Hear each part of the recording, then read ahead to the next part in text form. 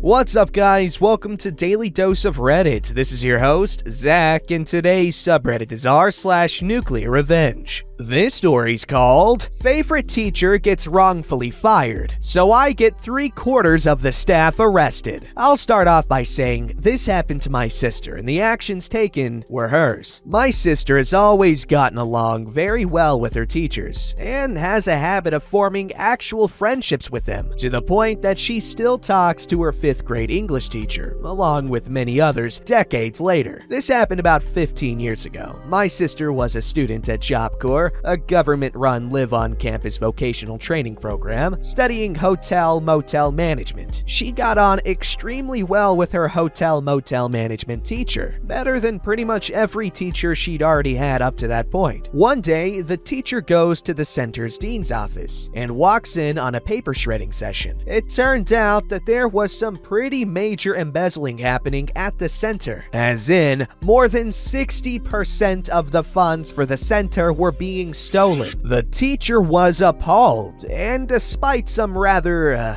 lucrative offers made, refused to join in on these acts. Less than a week later, the teacher was fired for trumped-up reasons. This was especially bad given the teacher was only 2 years away from retiring, and being fired lost their retirement package. Needless to say, my sister was pissed. Knowing how things typically work and that almost any report she tried to make would just be swept under the rug if it was taken seriously at all, she came up with a plan and took things nuclear. Over the next month or two, my sister managed to gather some basic evidence of the embezzling. Nothing concrete, but enough to warrant considerable investigation by the authorities. She took the little evidence she was able to gather, along with the story of what happened to her teacher, and sent the info in an email to the Job Corps regional director. Now, like I said, she knew that her email would likely be ignored, or the event swept under the rug, so she got smart. The email was CC'd to every single major person in the Job Corps chain of command, all the way up to the national director, as well as to anyone even tangentially related to Job Corps in the upper echelons of the Department of Labor, and every member of Congress, as well as the US President's office. Remember, this was a government-run program. All in all, the email was sent to over 2,000 people. Basically, she not only sent the report, but sent it in such a way that everyone who got it could also see everyone else who got it. And she sent it to way more people than would be needed to ensure the issue couldn't be swept under the rug. 2 weeks later, after the investigation finished, never seen the government work so fast on anything that wasn't collecting owed taxes. Only 5 or 6 staff members out of 20-ish that worked in the center still had their jobs, and at least 5 of the ones fired, including the dean, were facing major criminal charges, with the rest facing minor charges. I'm not sure of the exact figure on how much was stolen, but it was well into the 7 digits. The embezzling had been happening for years. The teacher got a very nice severance package post-investigation. If I recall correctly, it was 3 years of pay, her full retirement package, and signing an NDA. Though she didn't get her job back, and my sister was given her completion certificate despite not having finished the requirements of the course. They wanted her gone, but couldn't kick her out. Wow, what a badass your sister is. And also, you gotta appreciate the integrity that the teacher had. And that's so cool. I love the fact that she's still friends with her teachers after that many years. Makes me want to contact my old teachers that I was pretty cool with, because my teachers were pretty great growing up. This story's called She Didn't Give Me My Money Back, So I Ruined Her Life. I don't know if this is the right sub, but here we go. I am male, 20, strongly believed in individualism and equality, currently in university. Gita, let's go Gita, because that's an Indian name and I'm familiar with Indian names, is probably under 24 and a clerk in a government bank. A good accomplishment for her name is Indian.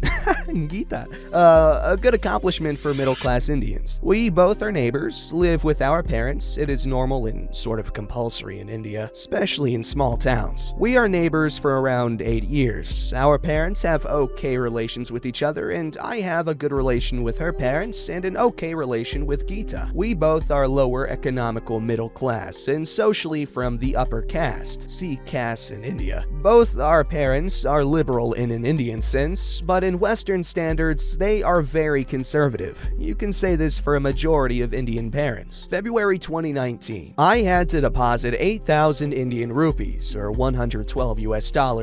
It is a large amount for lower middle class Indians, in the bank. I am sort of lazy and didn't want to wait in queues in the bank. Also, Guido is in the same bank, so I thought I'll give her the money and she will deposit that in my account. I went to her house at 7 a.m. and called for her mother. She opened the gates. It turned out that her elder brother, 28, and her mother and father went to temple. I told her why I came. She accepted the money and told me that she would keep the hard cash and will transfer the money from her account the next day. 2 weeks later, money was still not deposited. I asked her about this several times, mainly from WhatsApp, but she just made excuses. At last, after 3 weeks, I went to her house and asked her to give the money instantly. I threatened her that I will tell her parents. After hearing that, she said this: "What proof do you have that you gave me the money? Ask for money again and I will tell everybody that you are sexually harassing me." That was it. I became stiff as stone. My whole body became too heavy suddenly. I really had no proof, and I had WhatsApped her several times saying money hadn't been deposited yet, or when will you deposit the money? Now, before any of you Western folks say that I exaggerated the situation, have to view the situation through an innocent Indian person. India is basically Middle East in terms of sex, personal space, and sexism. Google two-finger test in India. Also, legally, men can't be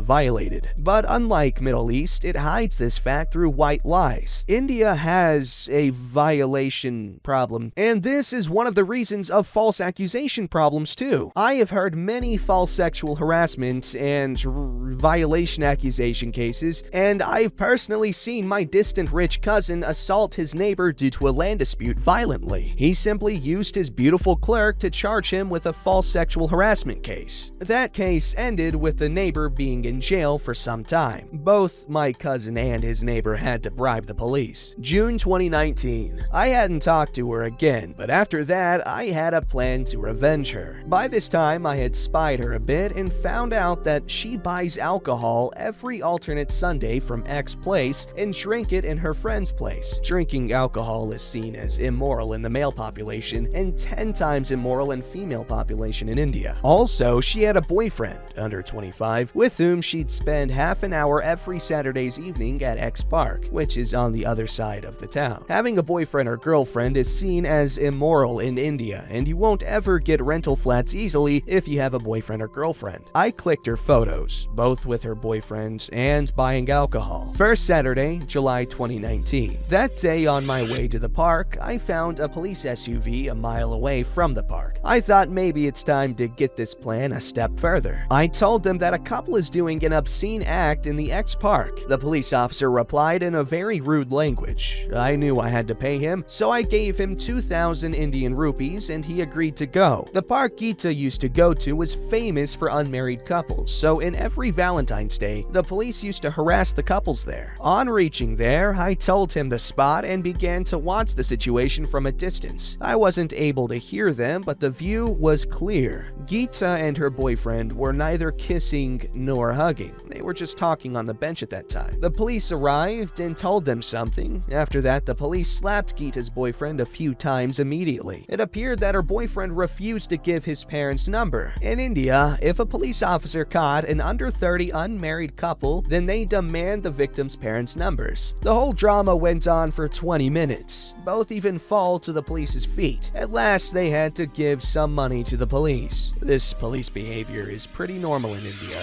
Both looked pretty terrified that day. First Sunday, July 2019. I had already printed out all the images in 10 groups because there are 10 main houses in the neighborhood, including mine. In each set, there were 3 images of her buying alcohol and 4 images of her and her boyfriend together. I woke up at 4 a.m. and put all the 1 sets of pictures in front of the 10 houses and went to sleep. I woke up to loud noises from Geeta's house. I had put 1 set in front of my own house too. I'm pretty sure her brother slapped her a few times. Her mother was calling her bad names like Randy, Hindi word for whore. Her father was not in the house that day. I asked my mother about the situation, and she told me to stay away from Geeta. She told that Geeta had shamed the whole society with her childish behavior. 1st August 2019. In the last month, she was forced to stay in the house by her parents. The whole neighborhood was disgusted by her, and her parents also charged a blackmailing case on Geeta's boyfriend, which caused her boyfriend to spend a few days in jail, but he was released after a week. Her parents also tried to arrange a marriage for her. It turned out that her boyfriend was from lower caste, which fueled the rage even more. She also needed a stitch in her lips because her boyfriend literally cut her upper lips in half. 15 September 2019. She'll be married in the next year. She had started going to the bank again. I still haven't gotten the money. Wow. Okay, now I know this is nuclear revenge, and she did do wrong. And there is absolutely no way in hell he didn't know how bad this could have gone if he did what he did. I definitely do not approve of anybody's actions here.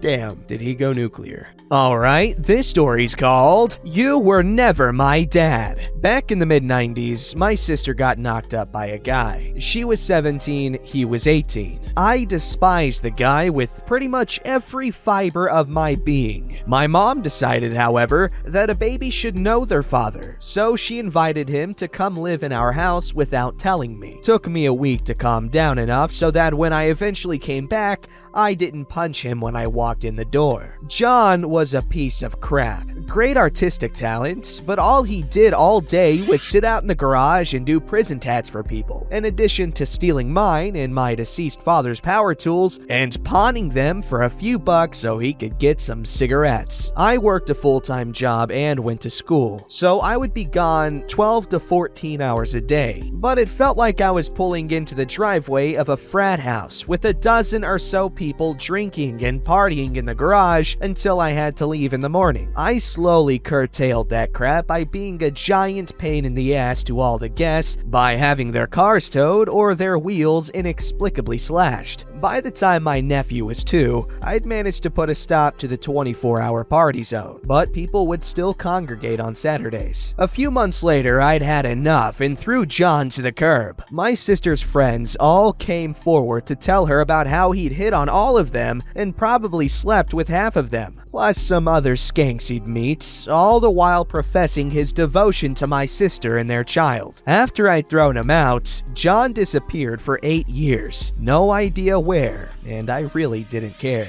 Then came a court summons for a custody hearing. John was suing for custody. However, in the 8 years since he disappeared, my sister had met a guy and they'd gotten married. My nephew was formally adopted by his stepdad and changed his legal name. The first hearing was dismissed because the allegations made as the basis for the custody hearing were investigated by CPS and decided as having no substance in fact. Nephew wasn't beaten, abused, or neglected. House wasn't a disaster and in danger of falling apart, nor was it a health threat. Every few months, John would file another custody hearing request until it finally got a date. John made a number of allegations, all of which were disproven by documentation and fact. Finally, the judge decided he'd had enough and called my 10-year-old nephew and asked him who he wanted to live with. I don't know him. He walked out of my life when I was 2. He's not my dad. Stepdad is my dad. And he, John, will never be my dad. And I don't ever want to see him again. The judge ruled against John and dismissed his custody request with prejudice. When I looked at John, he was sobbing in his chair as his mother comforted him. I sneered at him and flipped him off as I walked out of the courtroom. As to why John was missing for 8 years, apparently he'd been committed to a mental facility in Tennessee, and when he got out years later, he went on SSI disability and then plotted various ways to hurt me, my sister, and my mom once he got out. He'd called CPS on us, made a number of anonymous complaints about drugs and guns, and even called the fire department a time or two. The custody hearing was meant to be the culminating event, but fortunately John was an idiot, and we had enough money to hire a good attorney. A few years later, John tried to mend some fences with my nephew and invited him to come down to where he lived and meet his relatives, including a half-brother my nephew didn't even know he had. My nephew nephew also has a half-sister, but her mother deliberately excluded John from the birth certificate. This is in addition to the half-brother and sister he has from his mom and adoptive father. Needless to say, my nephew was not terribly impressed by his relatives. Now, my nephew and brother-in-law are some serious rednecks. They both love guns, hunting, camping out, and generally living the redneck lifestyle. But apparently John and his family took it to some serious extremes. There's a photo I saw one time on the internet with some guy sitting on a toilet on his front porch, and I imagine John and his extended family lived something like that. Only seriously and not done as an internet joke. Considering the area,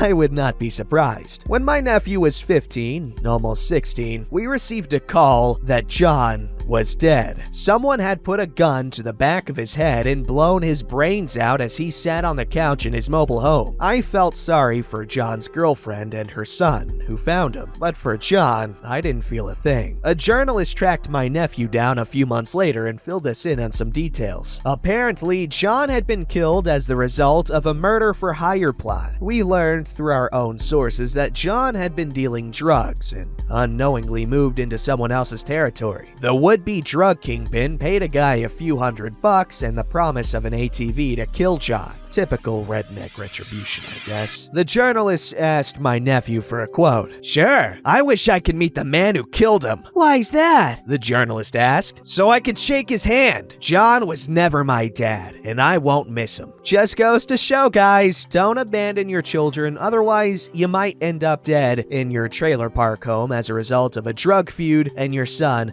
will be happy about it. Don't forget to like, subscribe, and hit that bell to never miss an episode.